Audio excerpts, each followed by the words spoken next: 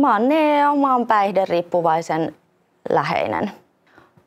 Mä oon sairastunut läheisriippuvaisuuteen nuorena ja se ajoi mut tilanteisiin, jonka johdosta mä totesin, että mä tarviin apua. Ekaa kertaa mä tapasin mun puolison. Se oli sellaista aikaa, että multa oli just menehtynyt läheinen ja mä lähdin sitten kavereiden luokse oleilemaan ja sitä kautta sitten tämmöisessä ryyppykämpässä niin tapasin mun nykyisen puolisoni.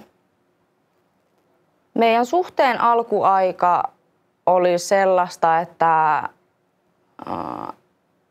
siinä oli paljon alkoholia kuvioissa ja kummallakaan ei ollut asuntoa eikä oikeastaan minkään näköistä niinku suuntaa elämässä. Ja se musta tuntuu, että se oli semmoinen niinku yhteen hitsaava tekijä tavallaan, että sit molemmat oli niinku yhtä hukassa, eikä silloin tavallaan se toisen päihteiden käyttö saanut mitenkään semmoisia niinku isoja mittasuhteita, että se oli semmoinen normaali tila, enkä mä koe, että se olisi ollut jollain tavalla outoa, koska myös mä olin itse tosi hukassa.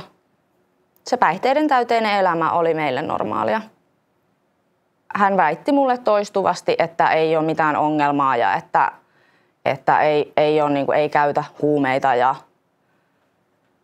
eniten se just, että ei ole mitään ongelmaa niinku olemassakaan ja että mä oon tavallaan se, mä jotenkin kuvittelen asiat tai että se on vaan niinku mun päässä, että jotain olisi.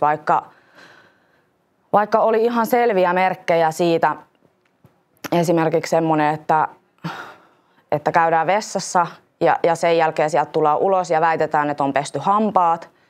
Ja kun mä menen vessaan, niin siellä on veret ja kaikki ja hammasharja on kuiva. Ja kun mä kohtaan hänet, että se hammasharja on kuiva, että mulla on kaikki se fakta siinä, että tää ei voi pitää paikkaansa, niin silti sieltä tulee se kielto, että ei ole mitään ottanut. Meidän yhteiselämä on ollut sen verran päihteiden täyteistä, että alkuaikoina oli enemmissä määrin alkoholi. Se oli kipulääke kaikkeen, se oli juhlajuoma, se oli suunnilleen juoma siinä, missä kahvi joillekin muille. Ja sitten siinä sivussa seurasi päihteet ja jossain kohtaa sitten niin kun se vaihtui siihen, että ne päihteet sai niin kun isompaa roolia. Toki oli muutamia niin kun tapahtumia, mitkä sitten edesauttoi sitä, että mä sain sanottua sitä, että mä en tämmöistä halua. Ja sitten se siirtyi oikeastaan kokonaan siihen niin kun päihteiden käyttöön ja sitä ei tehty niin kun, tai hän ei tehnyt sitä suoranaisesti mun niin kun silmien alla, mutta niin kuin kaikki ne merkit oli, niin kuin, että neuloja jäi sinne tänne ja verta on siellä täällä. Ja sitten jos esimerkiksi tuli niin kuin ystäviä käymään, niin heille se oli ihan ok, että he kokkas siinä niin kuin meidän keittiön pöydällä niitä juttuja ja täytteli neuloja. Ja sitten multa kysyttiin just, että onko ok, että mennään niin kuin sinne vessaan sitten vetämään. Se päihteiden käytön ongelma tai sen näkeminen on ollut mulla kyllä, mä koen, että aika hakusessa. Että mä oon kiinnittänyt tosi paljon huomiota siihen, että miten vaikka häntä on kohdeltu ja että hänellä ei ole ollut asuntoa, hänellä ei ole ollut työpaikkaa, hänellä ei ole ollut rahaa, jotenka sitten mä oon ne niin kuin hänelle huolehtinut aina ja samalla pitänyt huolen siitä, että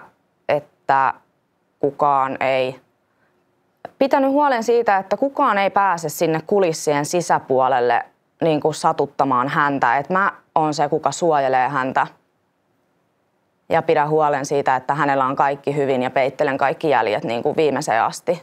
Päihderiippuvuuteen kuuluvia selkeitä merkkejä näkyy meidän elämässä siinä mielessä, että se alkoholin käyttö oli kohtuutonta ja se siinä ei niinku, se oli niin nopeata se päihtyminen ja tavallaan vaikka olisi olot sen jälkeen ollut mitä, niin silti sitä niin kuin mentiin jatkamaan. Ja sitten taas niin kuin, huumeiden osalta niin no neuloja siellä täällä ja sitten semmoista tosi epäonnistunutta asioiden niin kuin salailua, että kun se oli ihan nähtävissä tai että mä totta kai opin siihen, että mä kaivelen kaikki kaappien päälliset ja hyllyjen aluset ja mitkä ikinä ja kaikki se semmoinen niin kuin epämääräinen käytös ylipäätään kaikki niin kuin ne tapahtumat. No sen päihteiden käytön myötä niin hänestä tuli vastuuton, että oli rattiin menemistä, paljon petettyjä lupauksia, oikeastaan mikään ikinä sovittu ei pitänyt paikkaansa. Ja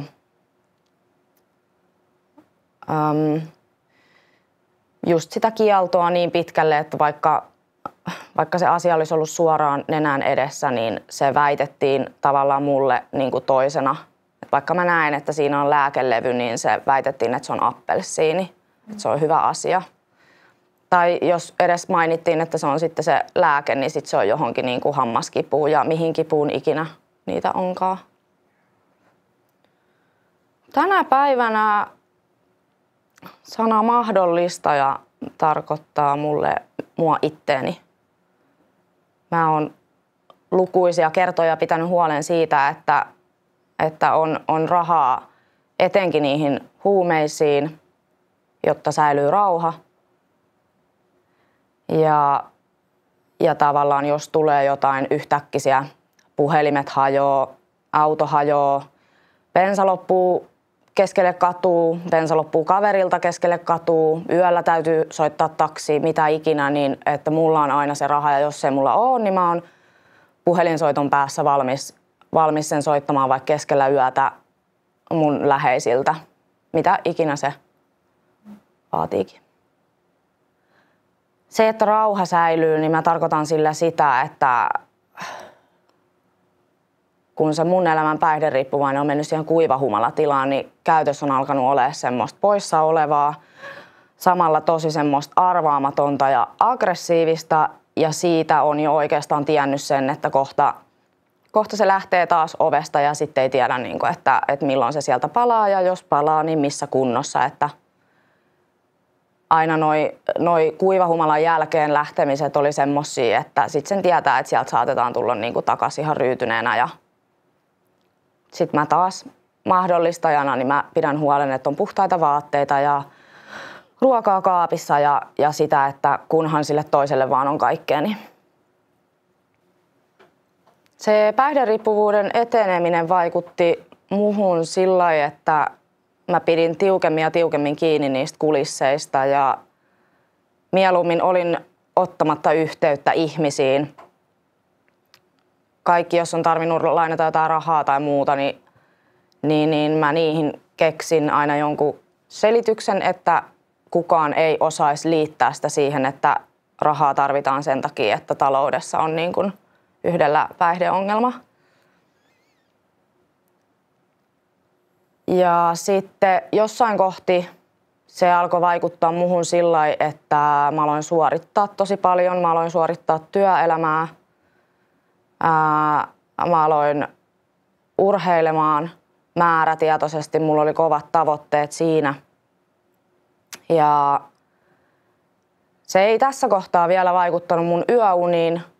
Mä sain kyllä nukuttua, mutta sitten muuten niin se alkoi vaikuttaa siinä mielessä, että muuttoja tuli enemmän. Häpeä kasvoi siinä määrin, että kun se semmoinen villielämä alkoi näkyä ulospäin ja mä en enää saa pidettyä niitä kulisseja kasassa, niin sit alkaa iskeä semmoinen pelko. Ja siinä kohtaa mä näin oikeastaan, että muutto on ainoa vaihtoehto. Ja varsinkin kun on ollut tilanteita, että esimerkiksi jotkut naapurit on kiinnittänyt huomioon siihen, että keskellä yötä niin kuin tapahtuu asioita ja näin, niin sitten on tullut semmoinen pelko, että kohta ne kulissit romahtaa ja sitten on ollut parempi vaan pakata kassit ja muuttaa muualle. No meidän elämä tai mun elämä siinä päihderiippuvuuden keskellä oli sellaista, että mä koen, että mä oon ollut vähän silleen laput silmillä ja tehnyt sitä omaa työtä, jotta tulee palkka, jotta voi maksaa vuokran, jotta jaksaa vielä yhden päivän ja seuraavan viikon ja seuraavaan kuukauteen. Ja päihderiippuvuus on aiheuttanut sitä, että on tullut vankilatuomioita ja vankilatuomiot on mulle oikeastaan ollut sitten se semmoinen helpotus, että se on katkaissut yleensä sen kierteen ja siinä määrin myös helpotus, että toinen on selvinnyt hengissä. Miten pitkälle siinä mahdollistamisessa menee ja siinä, että pääsee ulos tilanteista sillä, että hoitaa rahat ja hoitaa ja järjestää mahdollisimman nopeasti kaiken, niin mä muistan kerran oli semmoinen, tuli puhelinsoitto mun miehelle ja mä sain tietää, että sieltä on tulossa velallinen ihminen puukotettuna auton takakontin kyydissä meidän pihalle ja kyse on jostain 80 velasta. Ja sitten saman tien kun mä tiesin tämän tilanteen, niin mulle iski niin kova hätä, että mä soitin sitten mun läheiselle ja mä lainasin ne rahat. Ja sitten mä kävelin sinne alas ja näen, kun tää puukotettu kaveri kelmuihin käärittynä kiskotaan sieltä takakontista ylös. Ja sitten mä kävelen siitä ohi ja kävelen automaatille ja nostan rahat ja tuon ne rahat ja jatkan tavallaan päivää ihan kuin äskeistä ei olisi tapahtunut, koska se oli niin normaalia. Eikä niistä sillä tavalla niin kuin missään kohtaa puhuttu.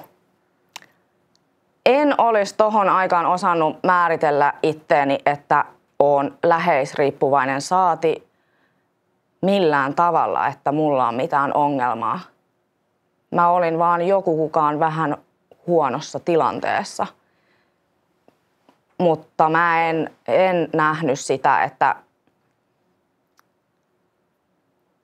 mä ymmärsin sen, että mä toimin väärin, mutta mä en osannut käsitellä sitä sillä lailla, että se on oikeasti niin kuin toimintahäiriö. Ja että mä oon tilanteiden seurauksena ajautunut siihen pisteeseen, että mä toimin niin sanotusti alitajuisesti sillä tavalla, mitä mä en edes haluaisi toimia, mutta mä teen sen, jotta mä selviän hengissä. Kyllä mulla oli tosi usein sellainen tunne, että mun on pakko ja kyllä mä muistan hetki, että mun päässä on pyörinyt, että on niinku pakko jaksaa ja pakko tsempata ja nyt ei ole aikaa, ikinä ei ole aikaa sille, että avaisi niinku omia tuntemuksia ja jos avaatkin niitä, niin ne torpataan välittömästi, koska tässähän ei ole mitään ongelmaa, koska se päihderiippuvaisen kielto on niin järjettömän kova. Ja siinä kohtaa, kun mulla alkoi ilmetä niinku fyysisiä oireita, en tiedostanut, että kyse on mistään läheisriippuvaisuudesta. En tiedostanut, että kyse on siitä, että mä elän päihderiippuvaisen niin kuin sen elämän sekamelskan keskellä. Niin siinä kohtaa, kun mulla alkoi ilmetä burnoutin oireita, niin sitten mä lisäsin kaasua. Että sitten mä tähtäsin niin kuin kilpailemaan urheilussa ja viikko oli täynnä töitä ja mä olin vielä johtoasemassa. Ja sitten siihen päälle niin kuin treenit ja sitten siihen päälle se, että keskellä yötä saattaa niinku ketä tahansa paukata niinku kotiovesta sisään tai puhelin saattaa soida ja ne tilanteet saattaa olla niitä, että joku on niinku ajanut kolarin tai joku on kuollut tai mitä ikinä tai tarvii rahaa niinku salaman nopeasti ja satoja euroja, mitä ikinä, niin se oli sellaista. Ei siinä ollut niinku mahdollisuutta, jos mä olisin pysähtynyt, niin mä olisin romahtanut, enkä mä nähnyt sitä niin kuin tavallaan vaihtoehtona. Siinä kohtaa, kun mä tajusin, että mä tarvin apua itselleni, niin tilanteet oli mennyt sen verran pitkälle, että mä osasin jopa itse sanottaa, että mulla on olo, kun mä olisin painekattila, että mä räjähdän. Ja vaikka se oli siinäkin kohti semmoista aika lailla yksin puhelua, koska toinen oli niin syvissä vesissä oman päihteiden käyttönsä kanssa, niin ei meidän välillä ollut mitään, eikä meidän välillä ole ollutkaan mitään semmoista tavallaan oikeasti syvempää niin kuin yhteyttä, varsinkaan keskusteluyhteyttä.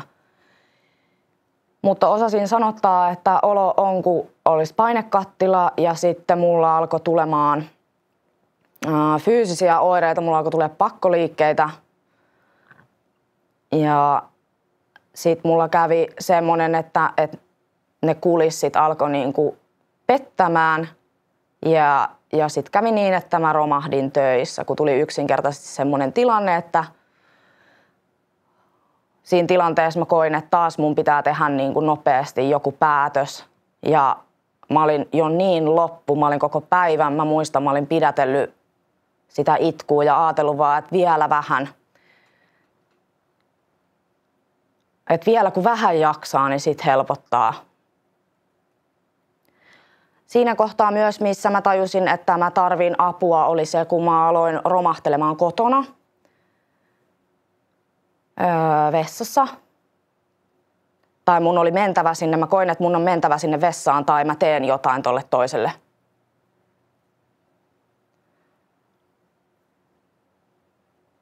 Ja koska se, aina kun itse yritti puhua jostain tai puhua niistä omista tunteista, koska ne alkoi olemaan niin silleen, että ne tulee tuosta kurkusta niin kuin ulos, että niitä ei enää mahu niin kuin tunkea sinne sisälle, niin kun se vastakaiku siihen on se, että ei kun vielä täytyisi vaan niin kuin jaksaa, että kun ei tässä edelleenkään ole mitään ongelmaa ja tämä kaikki on ihan hyvä näin, niin sitten se alkoi just oireilla mulla niillä pakko-oireilla ja semmoisilla totaalisilla romahtamisilla ja ne oli aika voimakkaita. Ne niin kun, ei ollut pelkkä itku, vaan se oli sellainen niin kuin paniikkikohtaus itku ja sitten kaikki voimat katoaa ja sitten sitä tippuu niin kuin johonkin, joko sitten vessan lattialle tai mihin ikinä. Ja sitten se kävi mulle töissä. Ja työ on ollut mulle aina semmoinen paikka, missä ne kulissit on niin kuin, ei ollut mitään vaihtoehtoa. Että siellä ne pidetään niin kuin kasassa ja tarinat mietitään niin kuin sitä mukaan, että miten ne kerrotaan niin, että kukaan ei onnistu esittämään sellaista kysymystä, mihin mä en pystyisi vastata. Tai mä oon päässäni jo valmistautunut siihen, että miten mä vastaan, jotta kukaan ei kysy niin kuin semmoista kysymystä, milloinka olisi vaara, että ne kulissit sieltä romahtaa. Mä päädyin läheisten klinikalle sitä kautta, että mun läheinen, mä uskaltauduin avaamaan mun läheiselle sitä tilannetta, missä mä elin, koska kukaan ei tiennyt siitä mitään. Ne saattoi tietää hyvin pienen osan, mutta ei missään nimessä niin kuin, ei oikeastaan mitään. Ja mä uskaltauduin avaamaan tätä asiaa mun läheiselle, jolloin hän osasi ohjata mua oikean ihmisen suuntaan, kuka ties tämmöisestä paikasta kuin läheisten klinikka. Millä mielin mä saavuin läheisten klinikalle?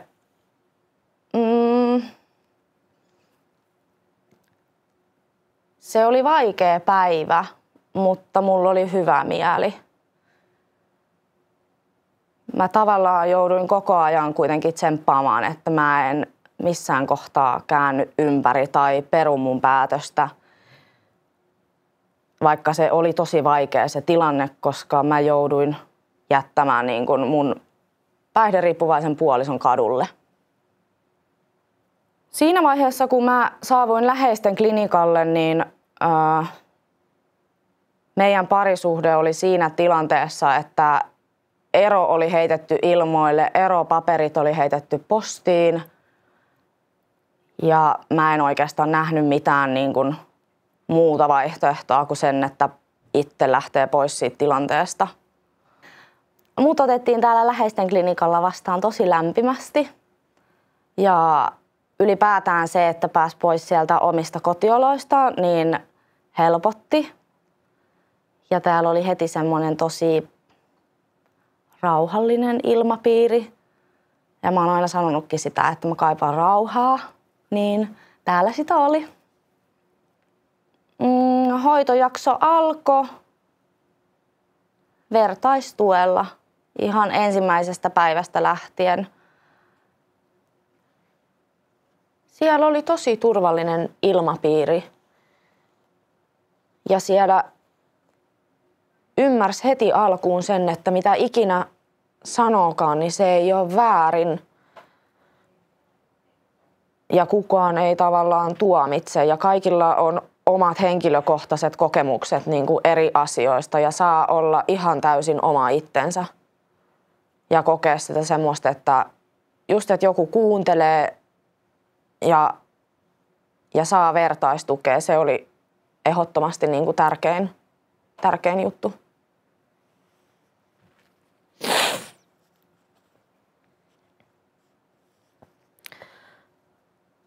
Se tuntui siltä, että ekaa kertaa jollain on oikeasti aikaa kuunnella.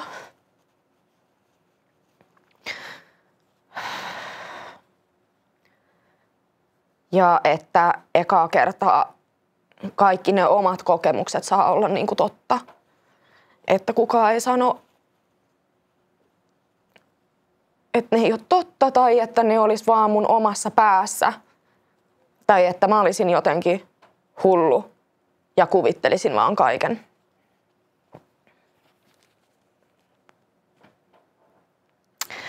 Mä sain hoitojaksolta kyllä paljon kaikkia työkaluja elämään. Tänä päivänä tosi nopeasti saan kiinni niistä asioista, mitkä aiheuttaa musta tiettyjä reaktioita, tiettyä käytöstä. Niitä on hyvin paljon semmosia asioita, mitkä triggeröi, kun niiden parissa on elänyt pitkään ja tottunut toimimaan tietyllä tavalla, niin se, että nykypäivänä osaa katkaista sen yllättävänkin nopeasti ja sitten tarkastella sitä vähän uudesta näkökulmasta, että mikä asia aiheutti minkäkin tunteen ja sitten pääsee purkamaan ja käsittelemään sitä.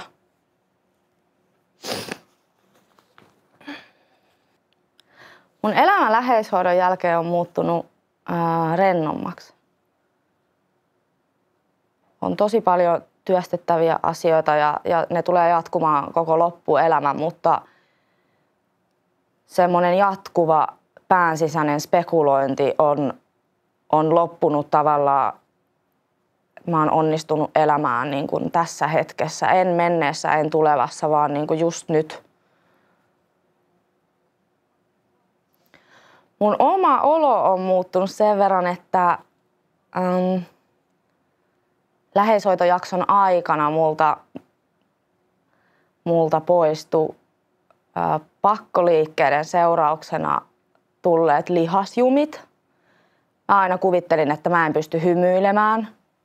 Tai siis en kuvitellut, vaan siis mä en ole kyennyt hymyilemään ikinä ilman, että mun naama kramppaa. Kunnes mun saavuttua läheishoitoon, kun mä luulin, että mun leuat on sijoiltaan, niin ne ei ollutkaan, vaan mulla oli niin pahoja jumeja pakkoliikkeiden seurauksina, että niistä kun mä pääsin eroon, niin mä tajusin, että mä itse asiassa pystyn hymyilemään ihan normaalisti. Niin kuin tavalliset ihmiset ilman, että mun naama kramppaa. Ja mun elämän asenne on paljon lempeämpi. Kaikki tapahtumat, millä mä en voi mitään, niin mä en voi niille mitään ja mä osaan jollain tavalla paljon paremmin hyväksyä sen, enkä vaipua mihinkään hysteriaan. Ja sitä kautta, paniikin kautta yrittää selvittää asioita. Mä hoidan mun läheisriippuvuutta vertaistukiryhmillä. Jatkohoitoryhmässä on käynyt ja sitten myöskin puhelintuen avulla. Sekä sitten sillä, että joka päivä kun tulee tilanteita, mistä herää tunteita, niin mä osaan, mulla on ne taidot niin kuin käsitellä niitä asioita ja katsoa niitä eri kulmasta eikä vaipua. Totta kai tulee tilanteita, että tunteet saakin vallan, mutta sieltä pääsee pois. Tänä päivänä mun elämäni tärkein henkilö olen minä itse. Ja minä tulen ensin. Mä suosittelisin Läheisten klinikan läheishoitoa ihan kaikille jonkin sortin riippuvaisten läheisille. Tai jos ihmisestä itsestään tuntuu, että joidenkin traumojen seurauksena on itselle aiheutunut haitallisia käytösmalleja ja tuntuu, että on hukassa sen oman itsensä kanssa eikä elä oman näköistä elämää, ei jotenkin kykene siihen, niin suosittelen ihan kaikille, ketkä on hukassa oman itsensä kanssa. Kaikkien peli- tai päihderiippuvaisten läheisille mä haluaisin sanoa sen, että vaikka ei just nyt tunnu siltä, niin te ette ole yksin. Ja Läheisten klinikka on paikka, jossa aivan varmasti on aikaa teitä kuunnella ja saatte puhua siitä, mikä ikinä mieltä painaa. Eikä tarvitse kokea olevansa yksin enää.